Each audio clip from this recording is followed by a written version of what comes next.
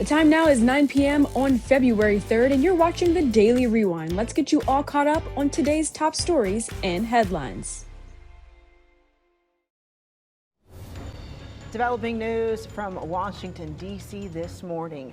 As the partial government shutdown continues, President Trump is urging lawmakers in the House to pass a deal from the Senate without changes. However, some Democrats are urging their colleagues to hold the line to push for changes to immigration enforcement.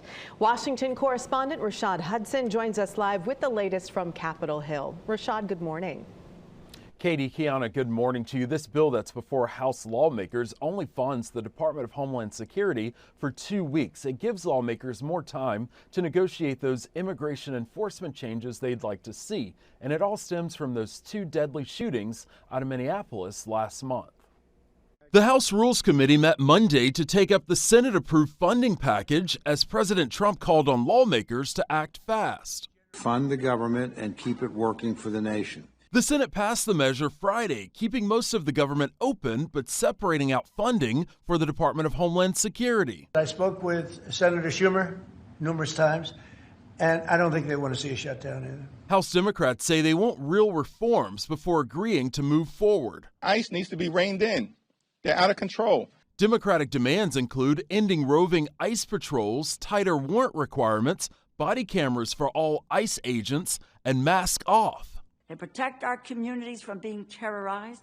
Monday, Homeland Security Secretary Kristi Noem announced body cameras are being deployed to every ICE officer in Minneapolis, effective immediately. It wasn't my decision. I leave it to her. They generally tend to be good for law enforcement because people can't lie about what's happening. As it relates to reopening the federal government, the part that was impacted by the partial shutdown, lawmakers believe a vote is expected to take place later this afternoon. Katie, Kiana. Rashad, before you go, if the 2-week DHS funding window is passed, what is the timeline? What's the outlook after that? Yeah, if the bill passes, it gives lawmakers 2 weeks to go back to the negotiating table to try and hash out some of those differences. We heard from the department about the body cameras, but what about things like masks, the warrants, as well as those roving patrols? That's something lawmakers will have to work out, both Democrats and Republicans, over these next 2 weeks, or we'll be back in the same situation where the funding is in jeopardy. All right, thank you so much, Rashad. We'll continue to follow this story. Continuing coverage this morning from the Outer Banks after several houses collapsed along the shoreline. 4 houses have fallen over the course of 2 days, bringing the total number of collapses since 2020 to 31. Take a look at this video from the Island Free Press as one of the houses collapses. There it goes. Now, again, all of this has happened in just 2 days. The Cape Hatteras National Seashore officials say no one was living in those homes. The addresses have not been confirmed just yet.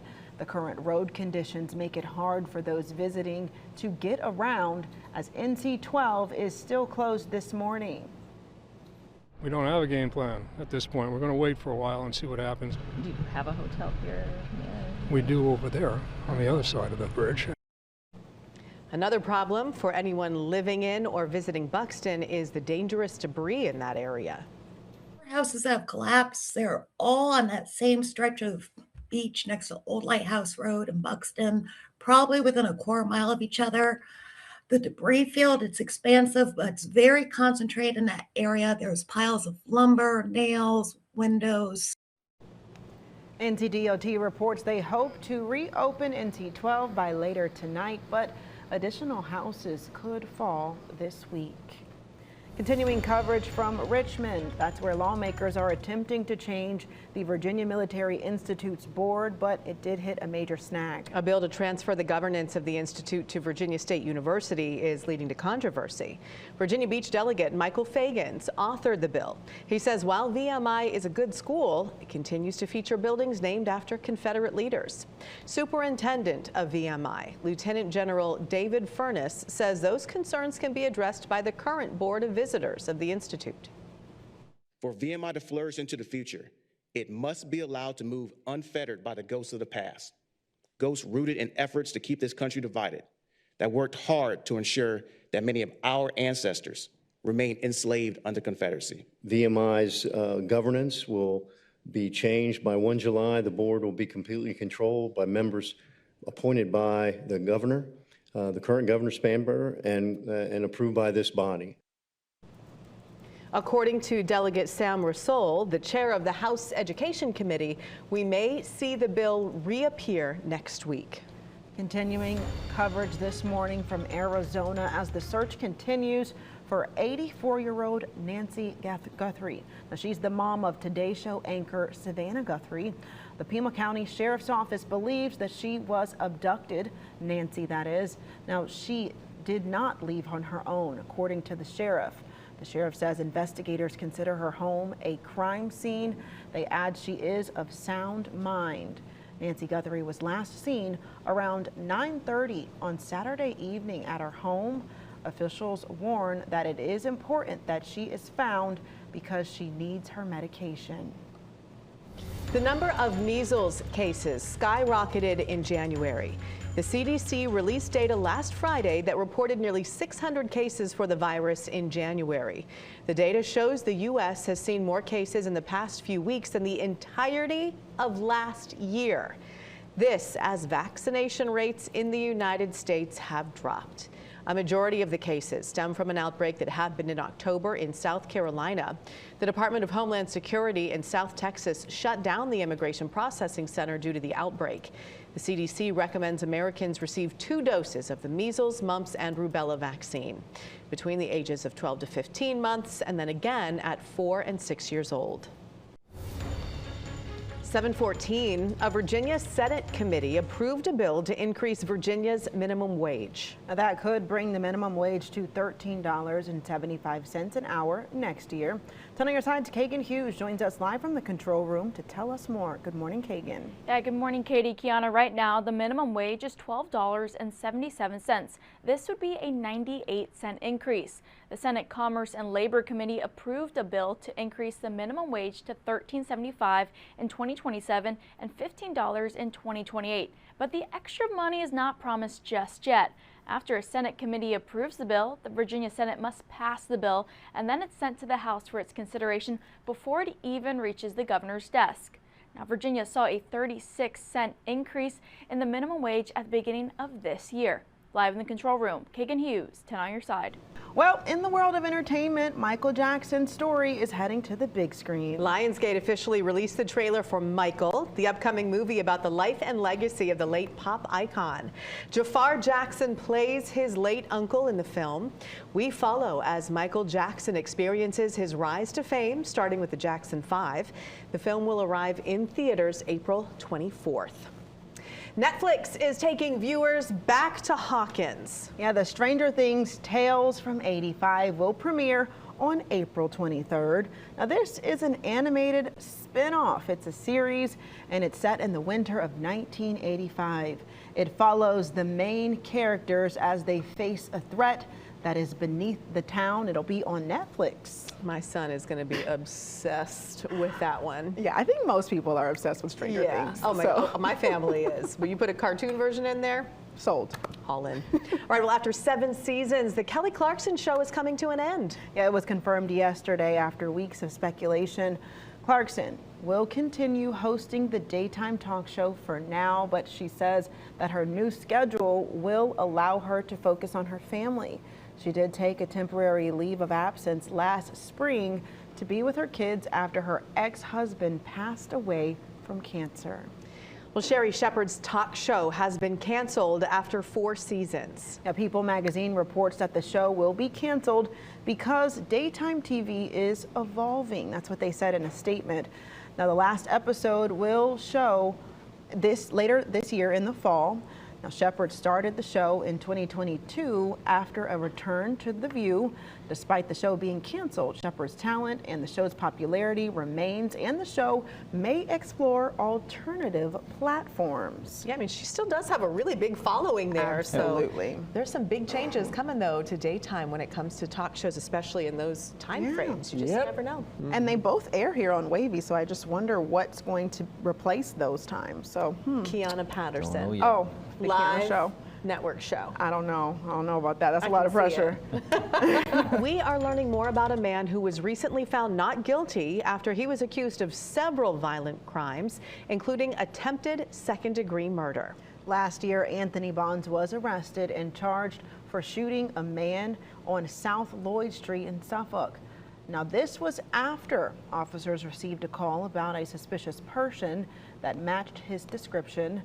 Now, while attempting to take Bonds into custody, he was shot several times. He was then taken to Western Tidewater Regional Jail, where he claims he was repeatedly denied adequate treatment. Bonds maintained his innocence since day one. He took the case to trial, he represented himself, and he is now a free man. Turning the search warrant for DNA, yet they never had DNA. So all the things that they said they collected, bulletproof vests, firearms, ammunition, it just was all blamed on me. So when I asked, who does it belong to, no one knows. I didn't admit anything. I just used what they said they had, and I just proved that I didn't do anything. Bonds believes he was framed. He filed a lawsuit against the Western Tidewater Regional Jail, and he also plans to file one against Suffolk Police.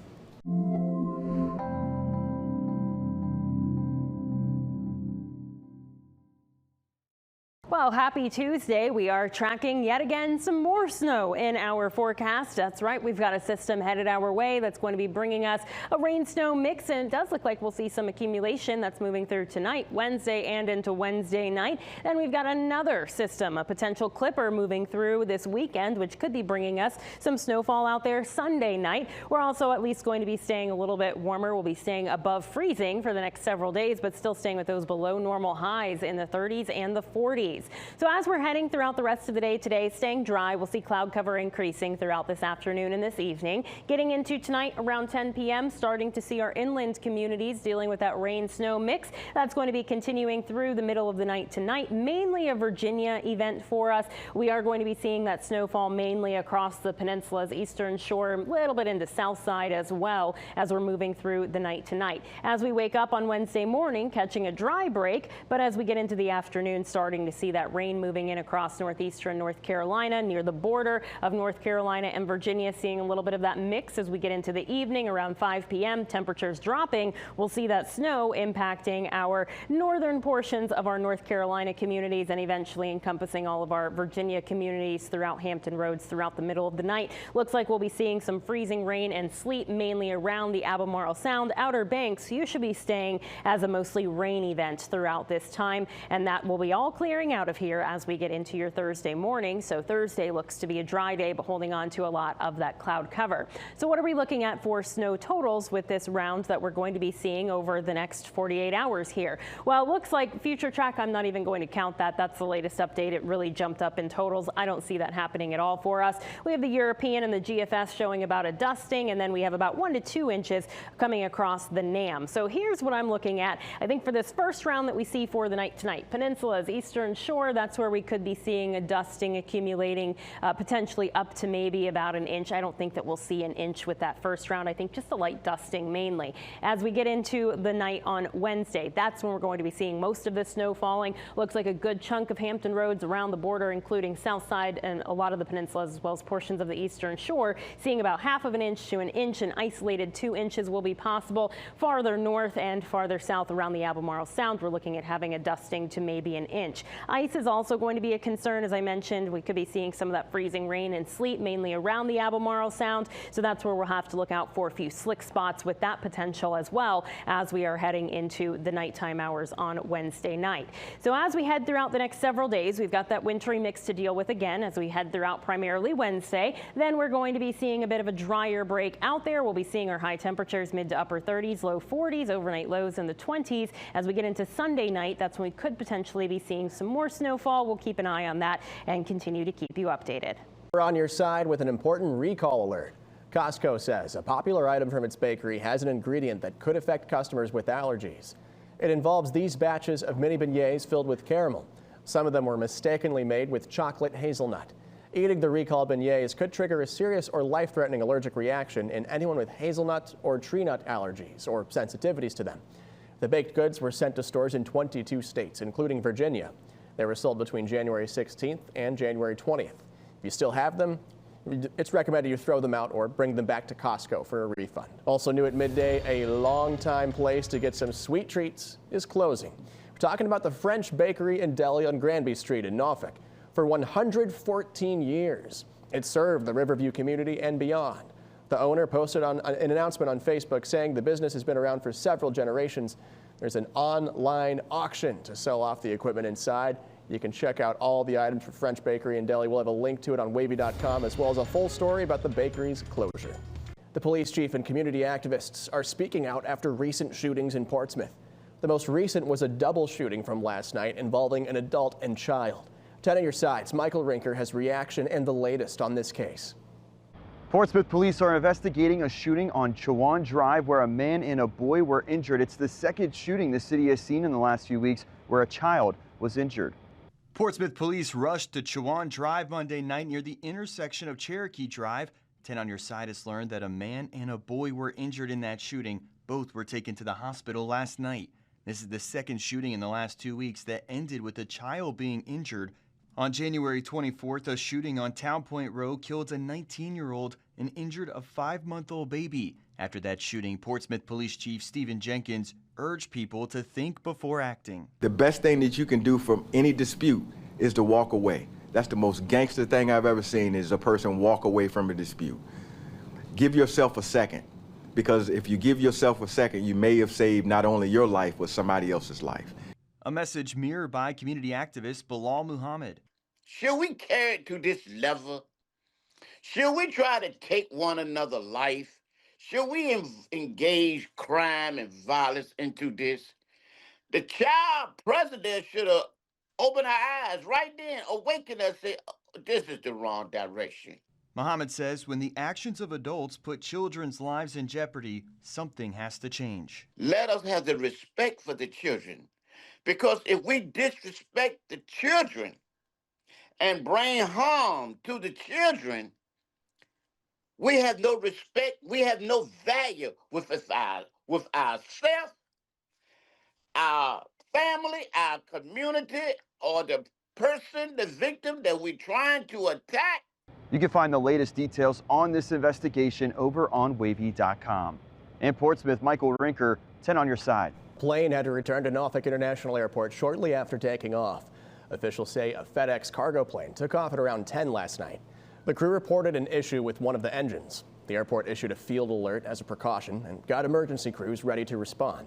We're told the aircraft circled back over the Chesapeake Bay and landed without incident. There were no reported injuries.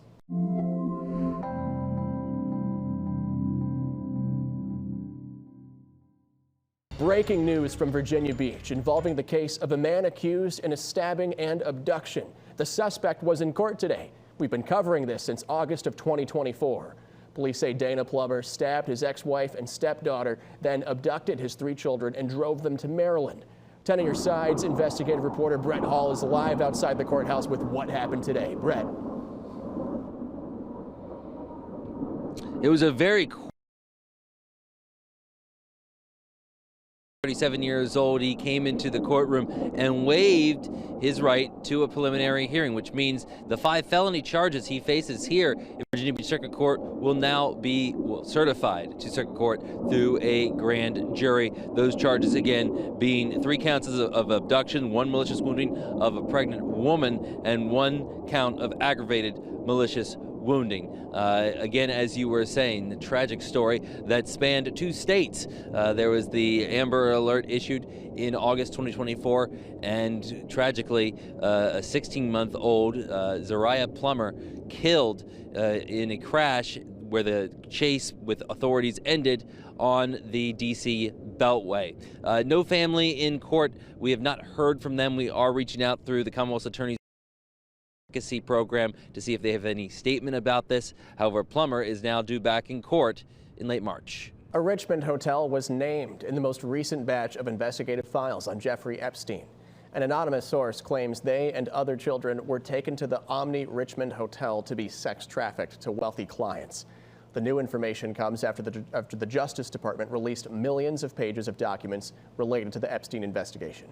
The documents say that tip went through an FBI hotline in August of 2022. but the documents do not say if the allegations from that tip were found to be credible. A major about-face from Bill and Hillary Clinton. They're now agreeing to testify in the House investigation into Epstein. The Clintons' counsel said the former president and first lady have agreed to the terms, but have not provided any dates. The House was about 48 hours away from holding the Clintons in contempt of Congress. Committee members learning about the decision yesterday. Clintons have agreed to appear for depositions and have agreed to the terms that you laid out in your most recent letter. Are you aware of that? No. Well, if that's the case... Somehow the media and the Democrats get the correspondence way before we do. My understanding is that their attorneys reached out to you. Your staff has it. Now, it's unclear when the Clintons will be deposed, but it's likely it'll happen behind closed doors. We could get that transcript of the testimony when it happens. At the same time, the Prime Minister of the United Kingdom and some U.S. lawmakers want to talk with the former Prince Andrew. They're calling on him to tell what he knows about Epstein and his social circle. Pressure for Andrew to testify has been heating up after a photo of him was released with an unidentified woman. Last fall, his brother, King Charles, stripped Andrew of his royal titles. The snow and ice may be melting in Hampton Roads, but our neighbors to the north are still in a big chill. Check out Philadelphia, where one of several water main breaks left this car covered with ice. Wow. In the southeast, close to 90,000 people are still without power. Others are without water as pipes freeze from plunging temperatures. Parts of North Carolina got hit with near blizzard conditions. Officials warn it will take days to dig out. This is no joke. This weekend, we saw more than 1,000 collisions, including 2 fatalities, and a major traffic jam involving more than 100 vehicles on I-85. In D.C., they're calling it snowcrete. Piles of snow so hard it feels more like concrete. And with lows in the 20s and teens over the next week or so, these piles are not going anywhere. As USS Truxtun left Naval Station Norfolk for a deployment across the globe. The guided missile destroyer left this morning with the tide. Her 300 sailors and air wing personnel have been training for months, getting the ship ready for duty. USS Truxtun is equipped with the latest weaponry, including anti-submarine warfare and naval surface fire support. Families and officers say it'll be a long few months without their loved ones, but they're ready for the challenges ahead. We spent a lot of time as far as making sure that we were trained up and rigorous. So we have a standard that the Navy sets for each and every ship to make sure that we're ready for deployment. So we went through those rigors with all of our crew. The man accused of killing conservative activist Charlie Kirk is set to appear in court later today. Tyler Robinson will appear in Utah for a hearing. The defense is expected to continue in arguments from last month. It claims one of the prosecutors has a conflict of interest. One of them has an 18-year-old daughter who was at the Turning Point USA rally where Kirk was shot last year. Prosecutors say the teenager was 85 feet away from the shooting and will not be called to testify. Robinson is charged with aggravated murder and felony discharge of a firearm. Could get the death penalty if convicted. This midday, investigators are racing against the clock to find 84-year-old Nancy Guthrie. She's the mother of NBC Today Show host Savannah Guthrie. The Pima County Sheriff's Office in Arizona believes Nancy was abducted. Deputies say she did not leave on her own. Officers say they found things at the home on Sunday they describe as, quote, concerning, and says they're confident she did not leave the house on her own. The sheriff says investigators consider her house a crime scene. They say she is of sound mind. Nancy Guthrie was last seen at around 9:30 on Saturday night at her home. Officials warn it is important she's found soon because she needs her medication. This is a 84-year-old lady who suffers from some physical ailments, has some physical challenges, is in need of medication. Medication that if she doesn't have in 24 hours, it could be fatal.